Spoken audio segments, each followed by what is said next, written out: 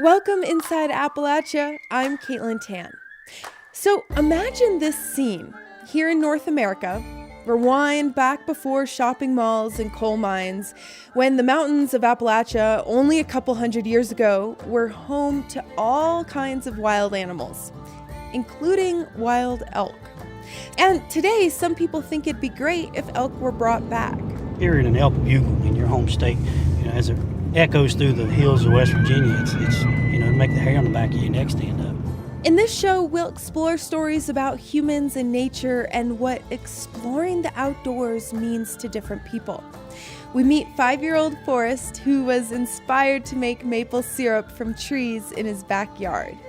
So we can tap them and get the sap and boil them to make it into boiled maple syrup. That all sounds delicious. Yum. You'll hear these stories and more this week Inside Appalachia.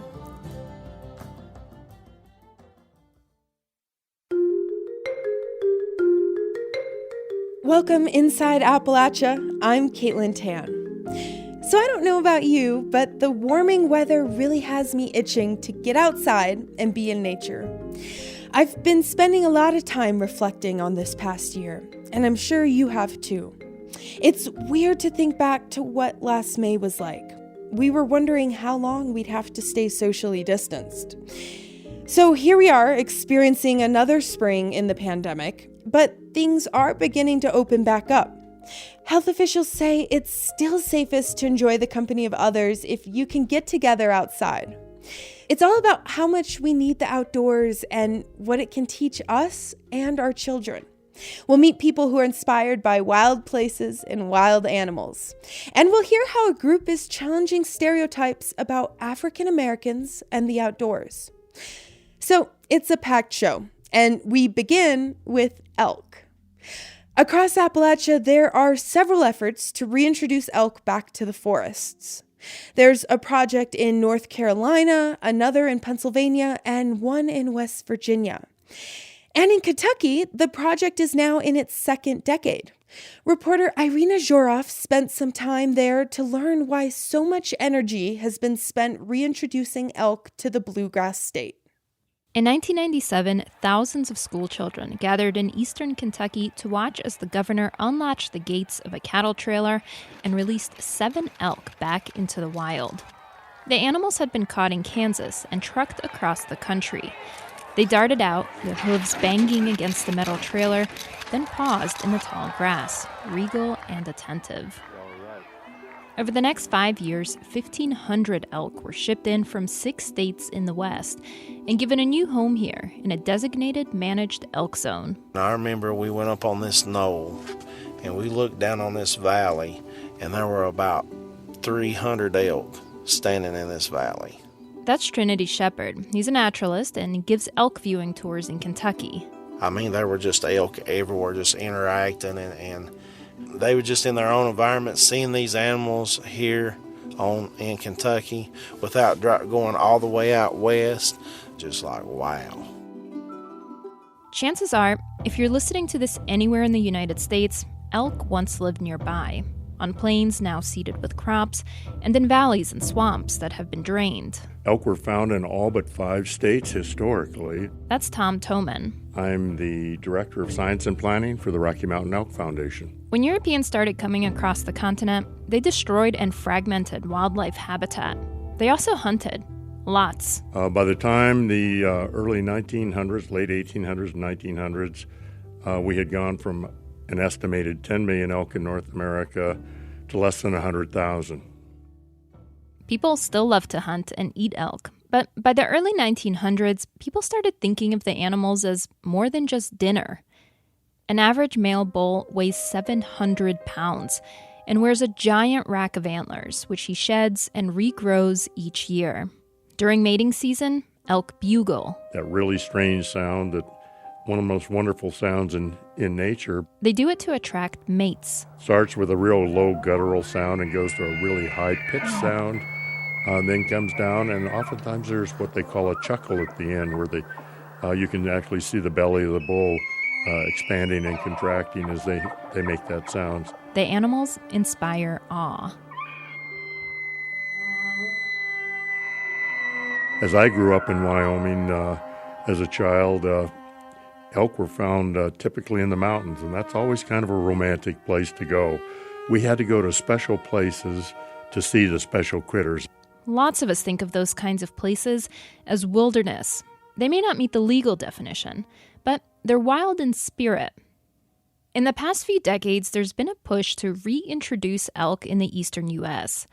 Tom, who lives in Montana, says it's part guilt, part growing conservation ethos.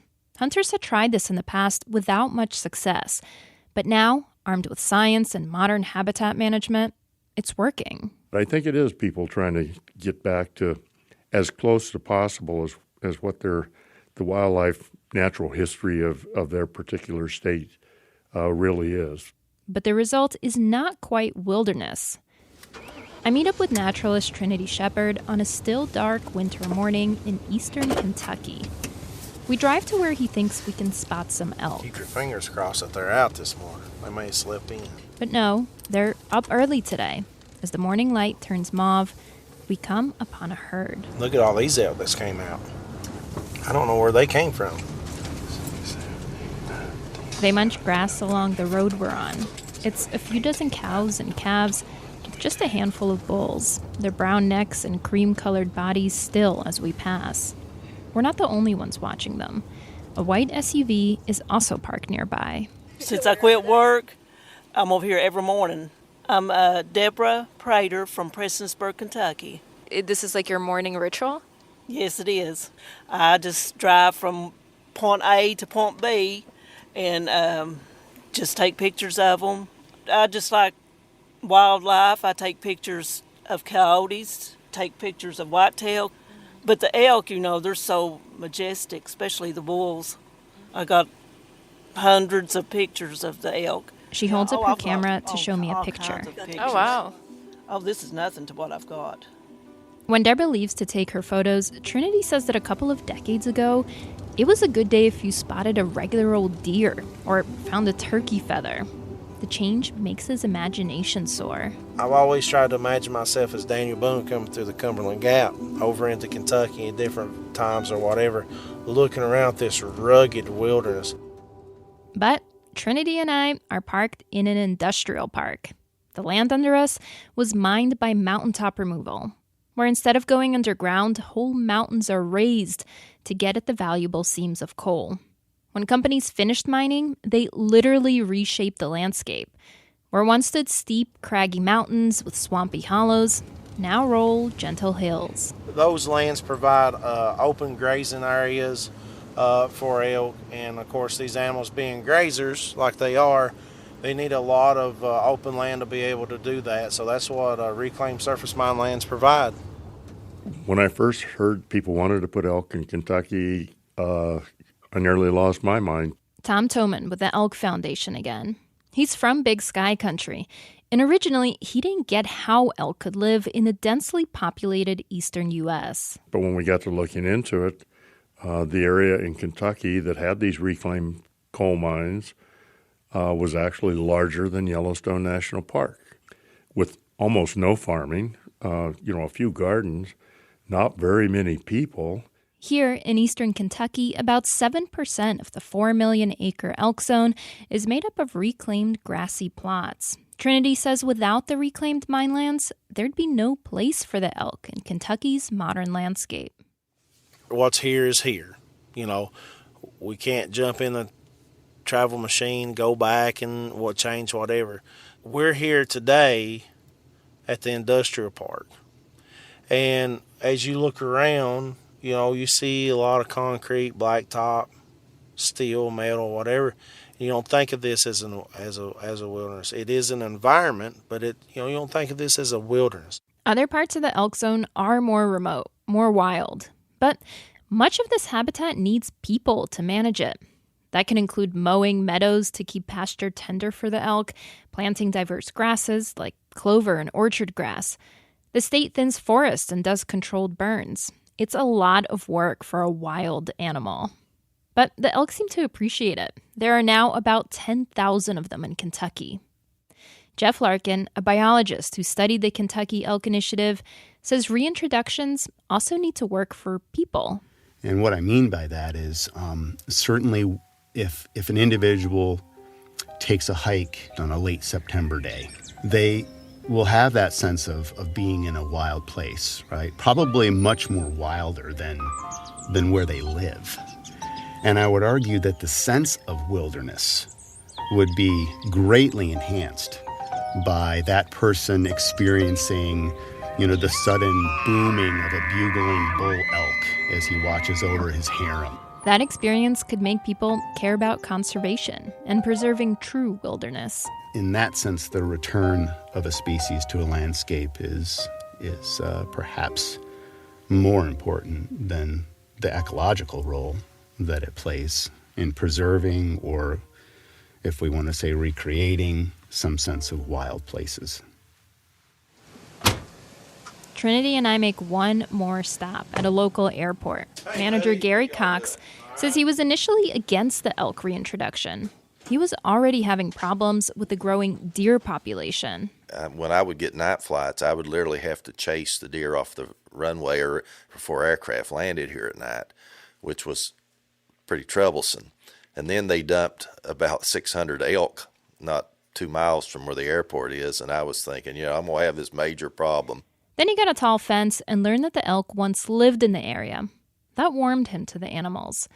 He says he knows what it feels like to be from a place. Most people who move away from eastern Kentucky, when they die, they want to be buried in eastern Kentucky. There's a strong tradition of people coming back to eastern Kentucky. It has a pull on you that it's just home to you. If it's possible, you want to return. He says the landscape here is a big part of people's identities, and the elk are now part of it again. That story was reported by Irina Zhorov for The Pulse, a weekly health and science podcast from WHYY. So as we just heard, elk have been successfully reintroduced in places like Kentucky. But it's not an easy thing to do. Out west, lots of wild places have been preserved, and that's often where you find these elk living. Here in the east, well, the land has seen its fair share of industrialization from coal mining and timbering. But once land has been stripped and mined, it kind of looks like some of those western states. So are reclaimed strip mines the best environment for these wild animals? Well, folks in West Virginia think so. 5 years ago, they launched their own elk reintroduction project inspired by Kentucky's. They estimate it could eventually give a $3 billion hunting and tourism boost to the economy. Last year, I spent some time trying to catch a glimpse of an elk in the southern coal fields of West Virginia. And I also learned how the project is going. The Department of Natural Resources crew who oversee the West Virginia Elk Project are driving me through the back roads of Logan and Mingo counties, in the heart of the state's southern coal fields. We're on the over 35,000-acre Tomblin and Laurel Lake Wildlife Management Area that's mostly reclaimed strip mines. Randy Kelly, the DNR elk biologist and leader of the program, says there's about 80 elk on the reclaimed mines. So what happened was they got here and wanted to mine coal, and they couldn't. There's an elk right there. See, over there? Okay. There you've seen your first elk in West Virginia. You have not even got out of the truck yet. And on our left is actually one of the few active strip mines in this area. Logan Klingler, the DNR wildlife manager, explains as an explosion goes off. The state's up in the 80% forested. Like we're just, that's an old mine blast. Shot going off. See it? Blowing up rocks, and they're gonna go mine it. And then they're going to put it back together, they're going to put grass on top of it. Which is actually preferred elk habitat, called early successional growth. Basically open areas with freshly seeded grass that aren't heavily forested, something that West Virginia doesn't naturally have much of. West Virginia's elk herd was brought in from Kentucky and Arizona between 2016 and 2018, after a number of eastern states began reintroducing elk. Before the Civil War, before industrial development, elk were common in Appalachia. The rugged landscape was spotted with the 700-pound light and dark brown creatures bugling during mating season in the fall.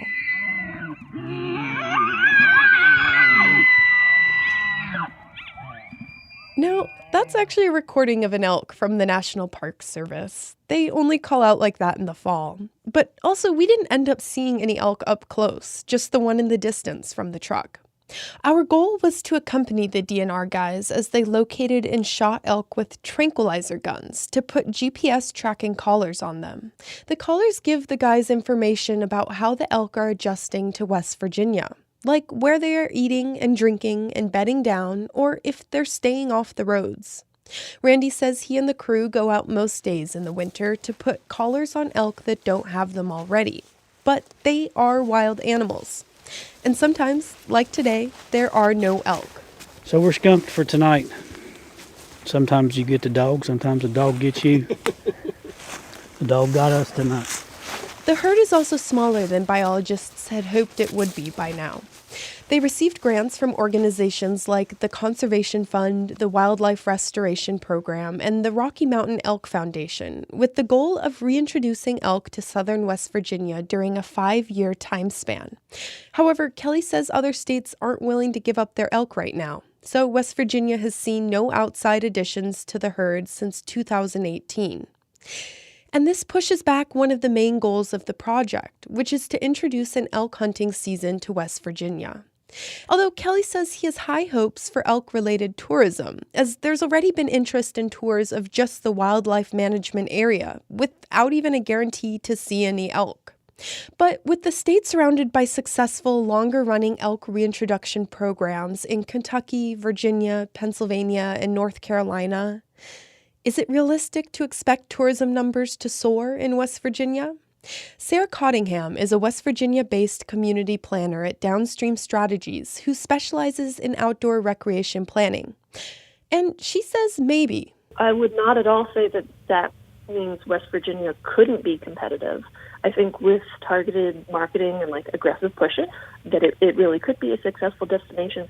And I do think that adding elk tourism to that portfolio of what we have to offer would really enhance everything. And Randy Kelly, the Elk Project leader, says there's more to it than just the economic benefits. It's restoring a species that was once native here, kind of adding to that magic of wild and wonderful West Virginia. I've seen elk on TV. I've been out west. I've driven through Yellowstone, and seeing elk at home is a whole lot different. Or hearing an elk bugle in your home state, as it echoes through the hills of West Virginia, it's it make the hair on the back of your neck stand up.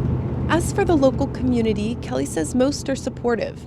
John Burchett, a resident from Williamson, says he's hopeful the program will help the southern coalfields' lagging economy.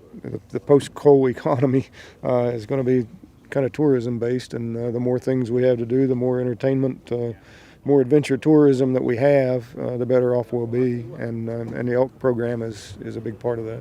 Although some local deer hunters have expressed concern about the ability of the elk to coexist with white-tailed deer, says Jake Wimmer. He's the DNR elk technician, and he says that so far the way the two animals use the land is different. Deer are browsers, and elk are primarily grazers. So your deer are going to be, in the hardwoods during a nice match drop year, eating acorns, while your elk are still going to be out on the strips, out on the plains, and grazing for the good grasses. However, the DNR recently reported a third of the elk from Arizona, about 15, perished due to the East Coast's deadly brainworm disease, which white-tailed deer happen to be the host of. It's a snail or slug that animals can ingest from grazing, and it rarely affects deer, but typically will kill an elk. Researchers estimate about 10% of elk herds in the East fall victim to brainworm, albeit West Virginia is experiencing higher rates. Kelly says it could be the stress the Arizona elk underwent traveling 33 hours cross-country and adjusting to a new environment that lowered their immune systems. Jeff Larkin is a professor of wildlife ecology and conservation at Indiana University of Pennsylvania. He worked with the Kentucky Elk Reintroduction Program back in the late 90s. He says he saw higher rates of brainworm in the early years there, too. You bring in 1,000 animals and you lose 100, yeah, it's 10%, but you still have 900 animals to reproduce and replace what's happening there, right? It's not like it's great for the population. It's just that the population can withstand that. But West Virginia's elk population is still relatively small, around 80 elk. And every disease and death means the herd could be less resilient in the years to come. Growing those numbers without bringing in more elk from out west takes time. In Pennsylvania, for example, 177 elk were reintroduced in the early 1900s, and about 100 years later, the herd is thriving at around 1,000. And while the West Virginia biologists hope that it won't take that long to grow the West Virginia herd, they admit that the project is a little behind in their initial goal to reach 150 elk by the end of 2020. But in the meantime, they're maintaining the herd they do have. Plus, Kelly says he expects West Virginia-born elk calves this spring. For Inside Appalachia, I'm Caitlin Tan in Logan County. Since that story originally aired in 2020, West Virginia wildlife officials have been able to confirm that 15 baby elk were born in the mountain state last year. That brings the herd's total to 85. After the break, we'll hear from naturalist and storyteller Doug Elliott.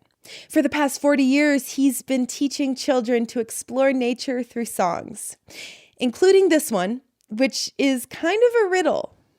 Hidey, hidey, hi, hidey, hidey, hey, there's a big black stain in my driveway. High as a house, low as a mouse, got more rooms than anyone's house. Hey diddle hi, hey diddle diddle, look inside, there's a possum in the middle. What is it? Can you guess the answer to that riddle? We'll hear the answer after a quick break. You're Inside Appalachia. I'm Caitlin Tan. We'll be right back.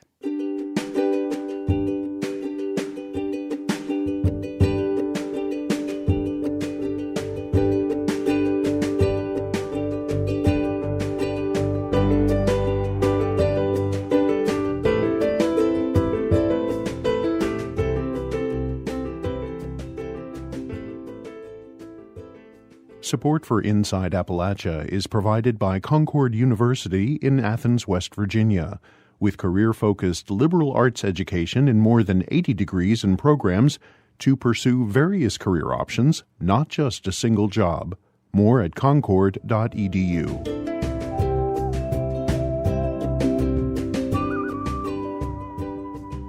Getting outside is great for our mental health.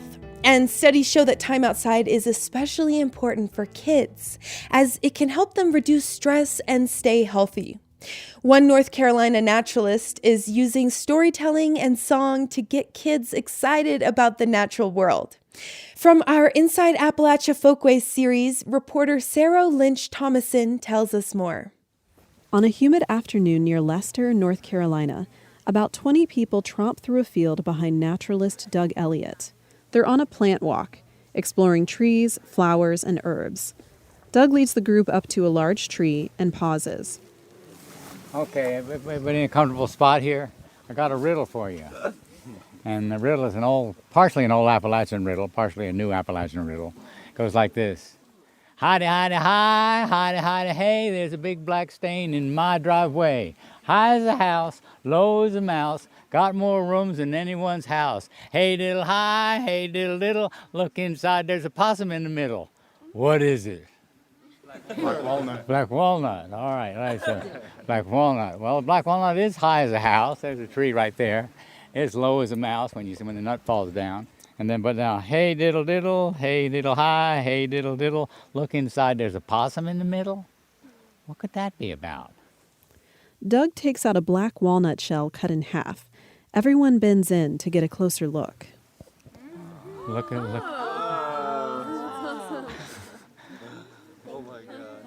The inside of the walnut shell looks just like a possum's face, with a narrow head and small black eyes.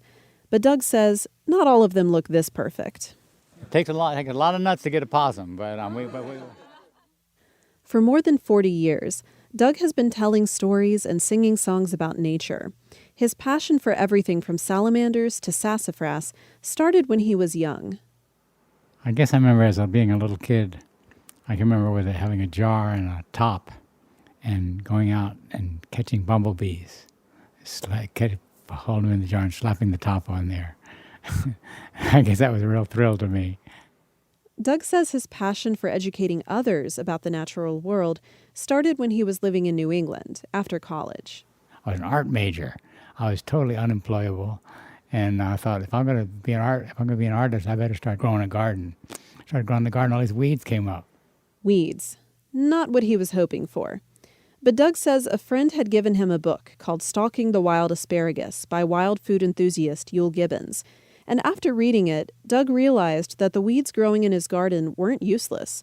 Some were even more nutritious than the plants he was trying to grow. And it kind of opened the world to me, like, oh my goodness. I got so excited about that, I started giving talks about nature and about useful wild plants. Since then, Doug has made a career out of storytelling. He now lives in North Carolina and says he settled in Appalachia because people here have a deep connection to the land, and they're willing to share what they know. I mean, most information you learn from the old-timers comes with a story, you know. Now in his 70s, Doug is the old-timer, so to speak. His work helps kids learn about nature at a time when most are spending less and less time in it. Doug says loose, unstructured time outside is an important outlet for the unbridled energy of childhood. The nature can be such a sponge for all this kind of undisciplined, testosterone-ridden craziness, you know. One of Doug's biggest fans is a 5-year-old named Forrest. Do you have any favorite plants or flowers that grow around here? I like pine trees, and I like maple trees so we can tap them and get the sap and boil them to make it into boiled syrup, maple syrup. That all sounds delicious. Yum. Forrest and his father, Kevin, live in a house on a rural mountainside in Barnardsville, North Carolina. During the evening, you can hear tree frogs and crickets right outside their door. Kevin tells me that Forrest spends a lot of time in the woods, watching tadpoles and deer. A few years ago, Forrest found some secondhand tapes of Doug's stories and songs, and Kevin says that Forrest was mesmerized by them. There was like probably a 3 or 4 or 5 even month period where he listened to these Doug Elliott tapes like every day. He would just he learned how to work the tape player. He would sit down on my bed and listen to Doug Elliott for 25 or 30 minutes, easy, sometimes more. All right, so now we need to push this button. Forrest fast-forwards the tape player to one of his favorite tracks, then starts reciting stories right alongside Doug's narration. All right, Snake. I know you're out there hiding in those bushes somewhere. I know you're out there hiding, Snake. You should be ashamed of yourself. How dare you not show up for the Great Council? You better come out, Snake. Doug Elliott has a lot of stories about snakes. One of Forrest's favorites is about a non-venomous snake called a black rat snake. It lives near farms and eats rodents. The story is about a time that Doug gently squeezed a black rat snake to help it regurgitate a plastic egg. Doug Elliott squeezed an Easter egg out of a snake. And that snake came his pet and he kept it a little while and let it go. And then it just kept going away and coming back, going away and coming back. And I think it still does that. Kevin tells me that not too long ago, he and Forrest spotted a black snake near their house. But Forrest wasn't scared. He was excited because he'd heard songs and stories about snakes. I told Doug about Kevin and Forrest's black snake encounter. That warms my heart. If you ask me why I'm doing this, that might be one of the reasons. One of the reasons, to see kids like Forrest delighting in nature. For Inside Appalachia, I'm Sarah Lynch-Thomason.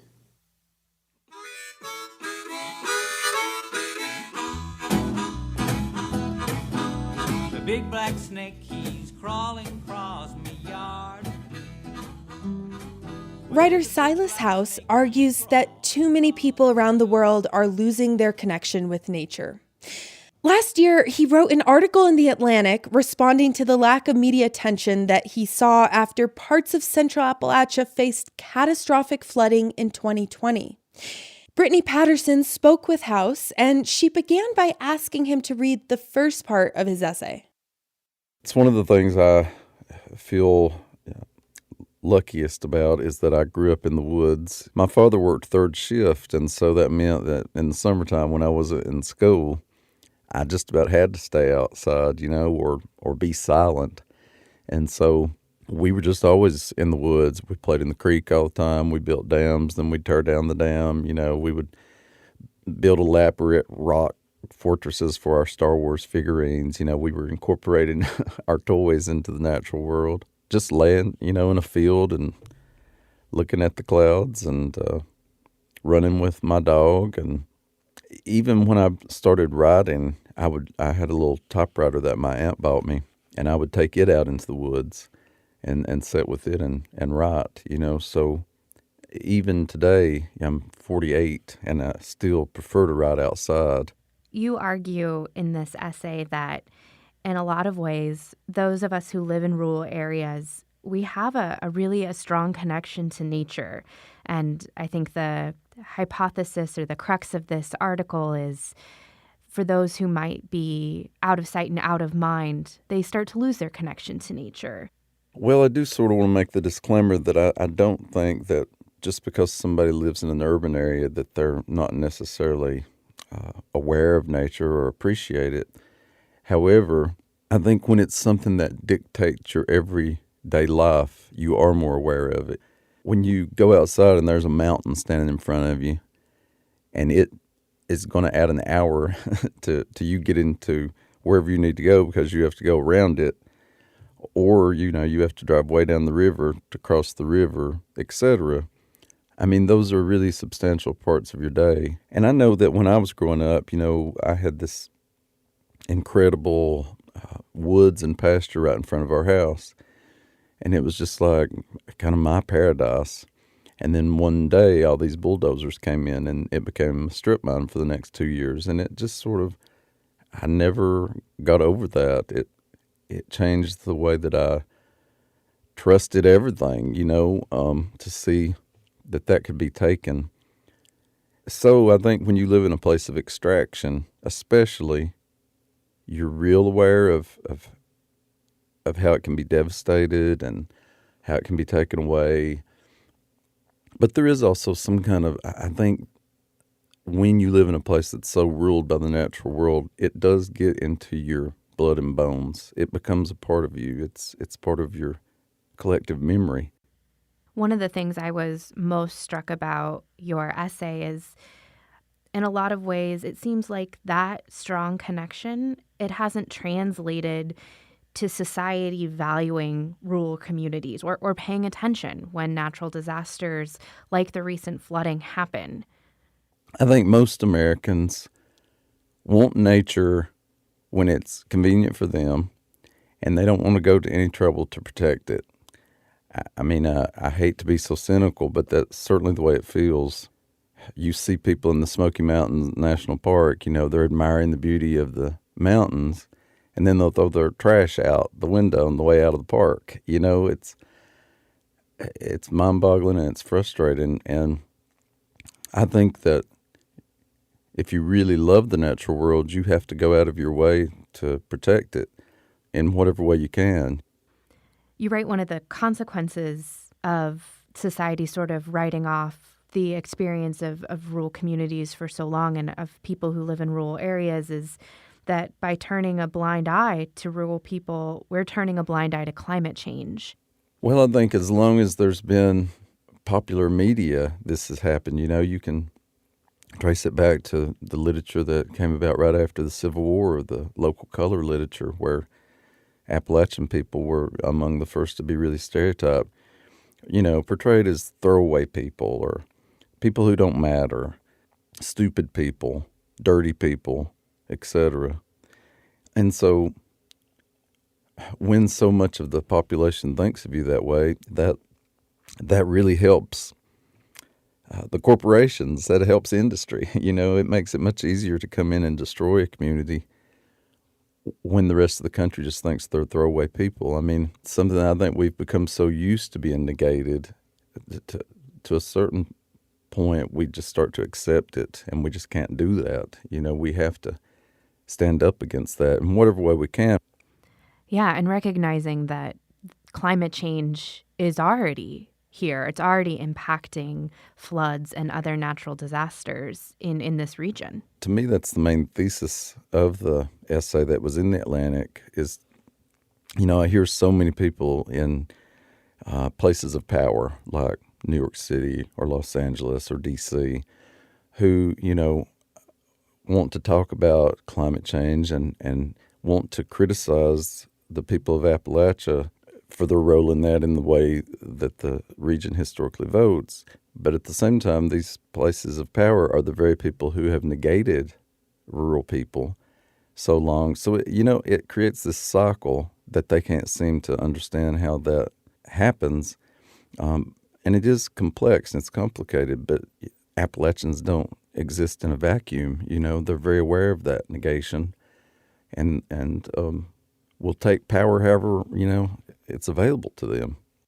That was writer and educator Silas House.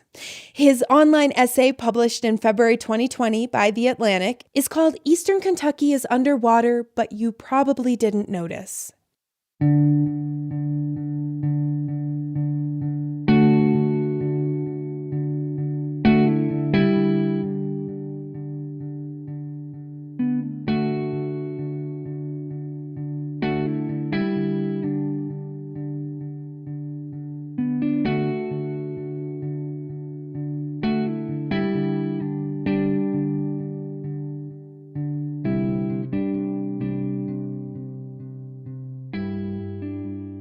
If you look at most magazines that sell things like hiking and rock climbing gear, you might assume that outdoor people are really only white.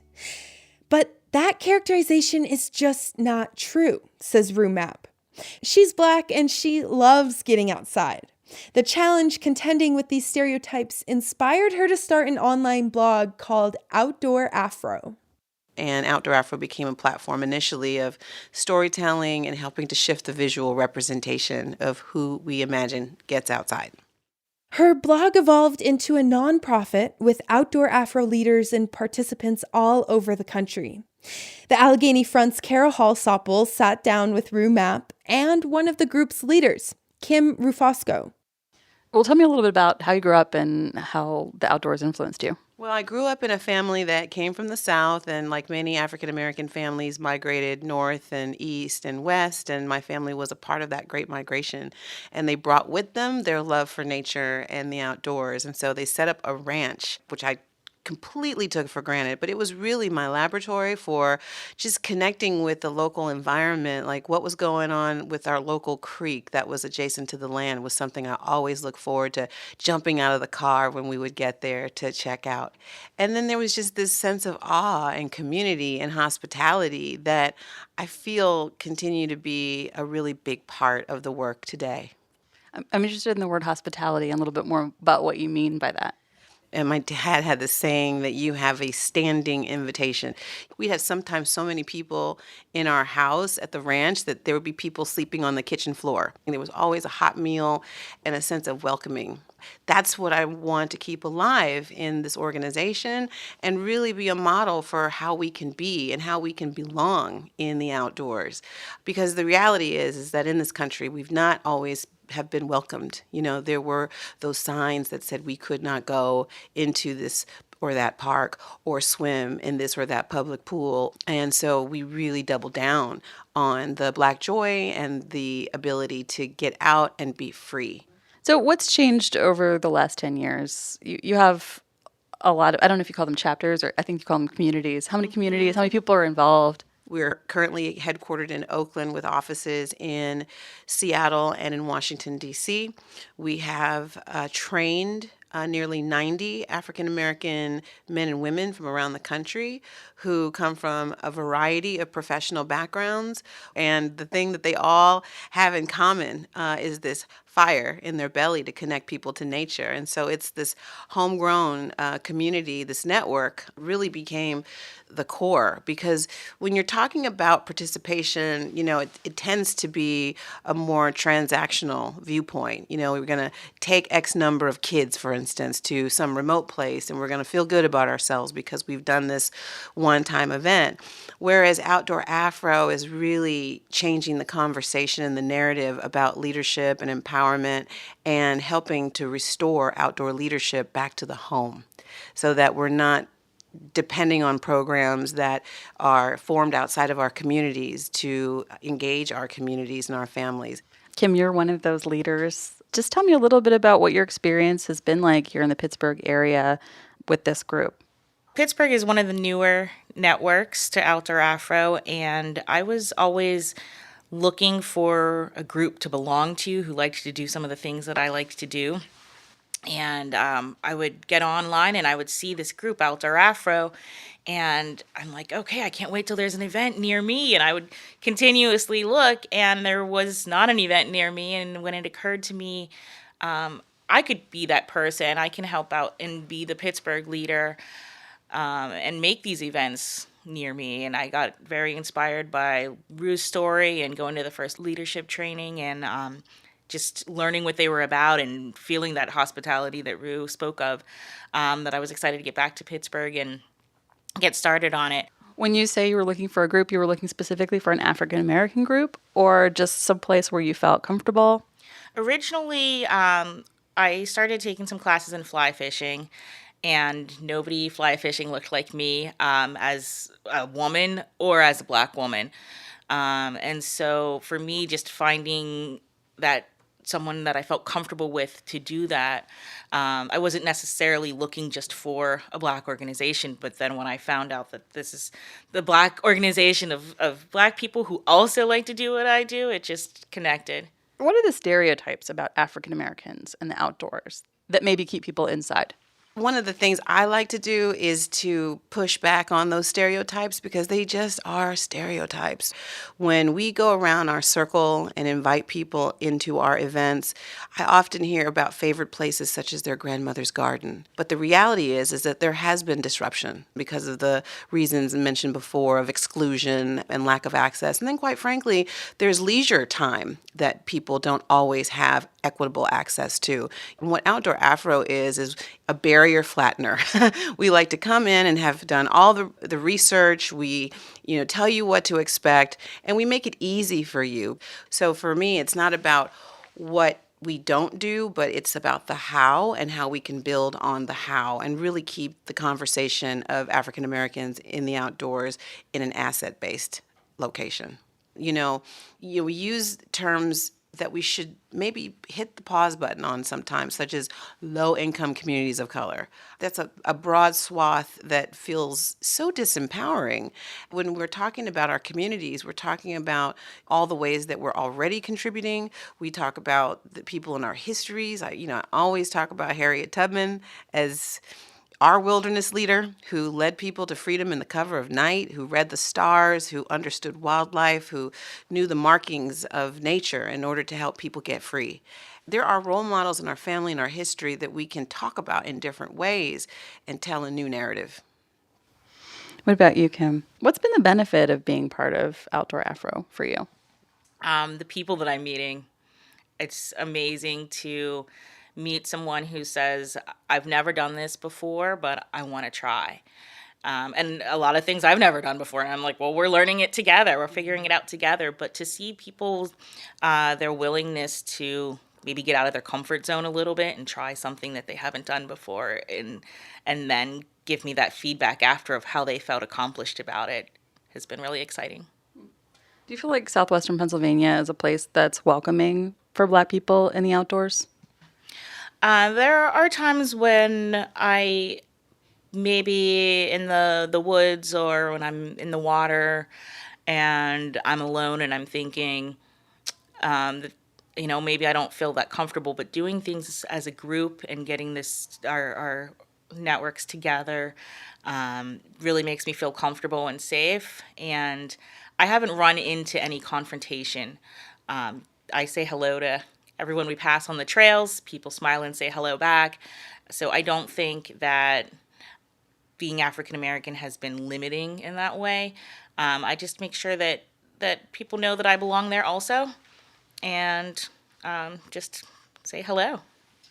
The word joy, when I look at the photographs on your website of people hiking and swimming and camping, it's just overwhelming. And I know that visual representation is a huge part of why you're doing this. Can you speak a little bit to that?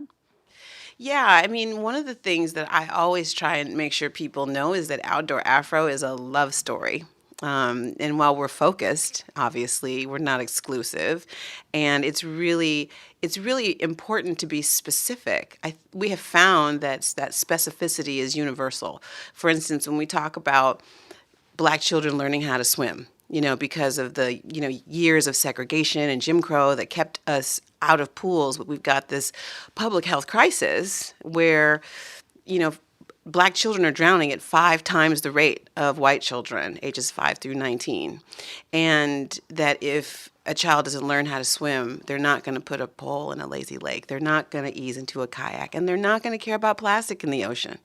So I feel like this work has really felt very practical and accessible to more people than African Americans. It's really the story of America that we are unpacking, and using nature as really the ultimate open source platform for everyone to not only come together in community, but to help enrich our lives and solve some of our most pressing problems. That was Rue Mapp, founder and CEO of Outdoor Afro, and Kim Rafosco, one of the group's leaders in Pittsburgh. They were speaking with the Allegheny Front's Kara Hallsoppel.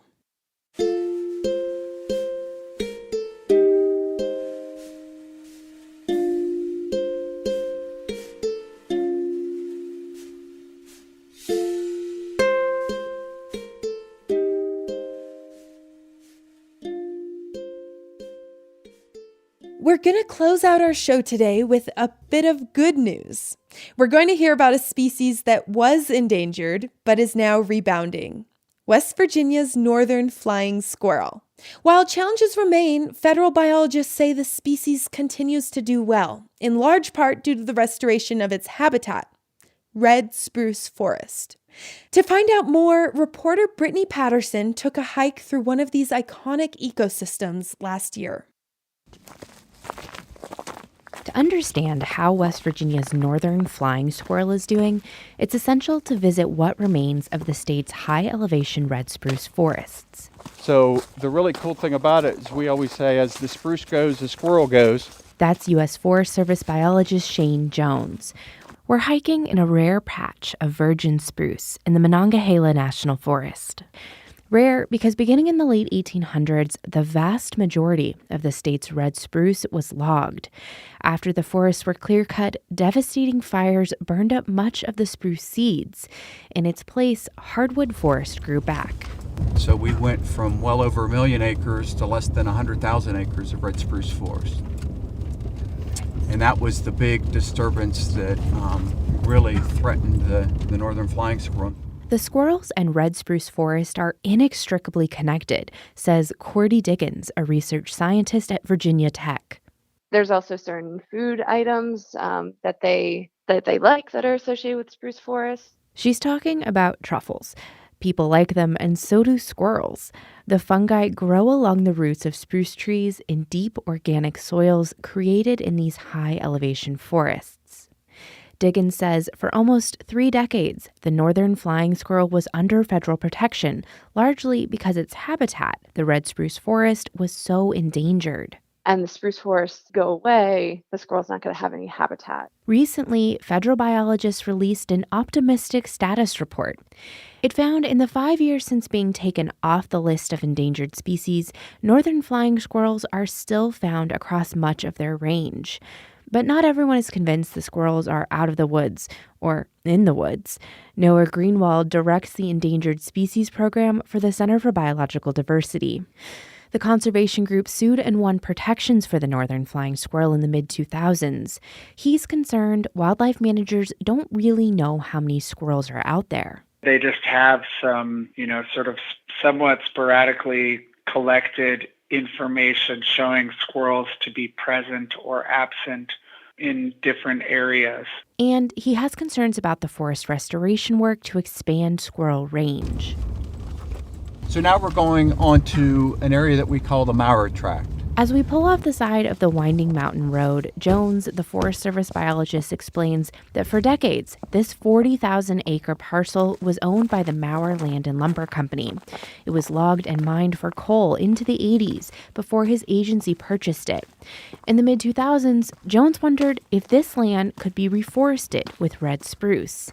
Knee-high green baby spruce trees dot the brown landscape, growing up among the twisted, decaying limbs of downed hardwoods. What we're doing is we're taking an area that was like a biological desert, stuck in arrested succession, the ground was compacted, and we're putting it back into a forest that eventually, like a long time from now, will be a functional red spruce ecosystem. Jones admits that from the outside, it does seem crazy to create a new red spruce forest by wrecking a totally good hardwood forest. Yeah, it looks crazy, doesn't it? Downing trees, creating wetlands, uncompacting the soil.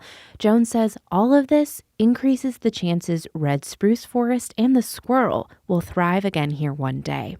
For the Ohio Valley Resource, I'm Brittany Patterson on Sheep Mountain in West Virginia.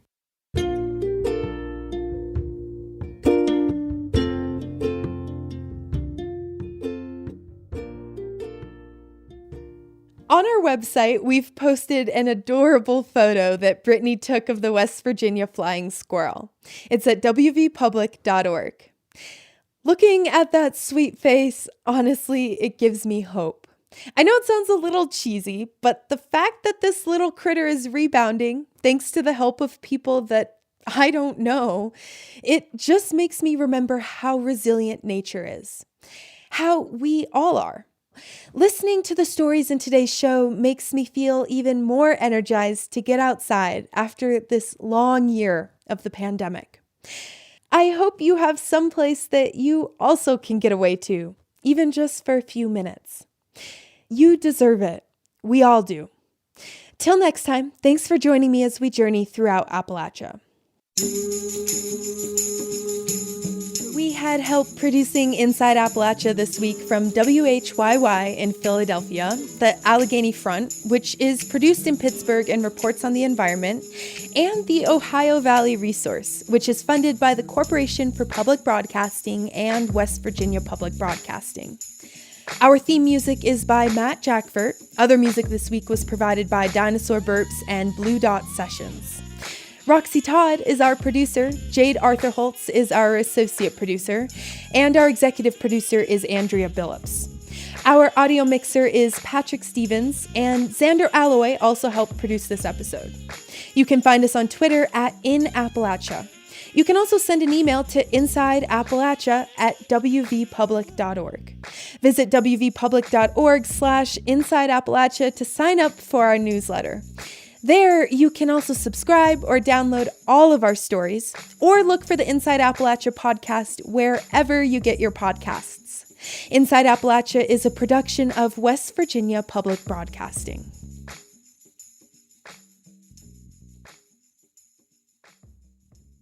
Support for Inside Appalachia is provided by Concord University in Athens, West Virginia, with career-focused liberal arts education in more than 80 degrees and programs to pursue various career options, not just a single job.